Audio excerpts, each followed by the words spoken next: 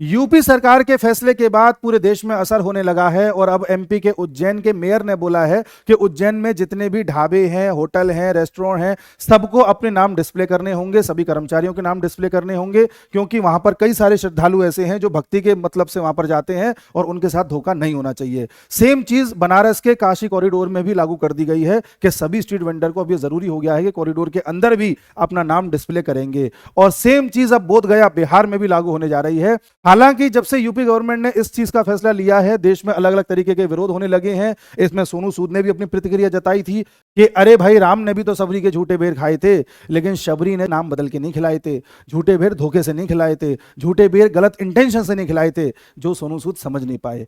उसके साथ ही रालोद के जो नेता हैं जयंत चौधरी, उनको भी दिक्कत है कि ये जो फैसला लिया है यूपी गवर्नमेंट ने जल्दबाजी में ले लिया है, जबकि ये सब वही नियम कायदे कानून है जो हमारे लॉ में, संविधान में लिखे हैं।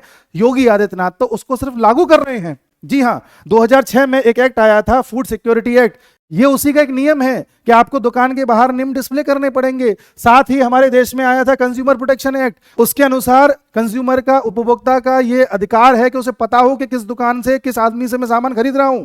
और साथ ही एक आया था शॉप एंड एस्टेब्लिशमेंट एक्ट, ये भी कहता है कि दुकानदार को जरूरी है कि अपनी दुकान का सर्टिफिकेट बाहर लगाएं।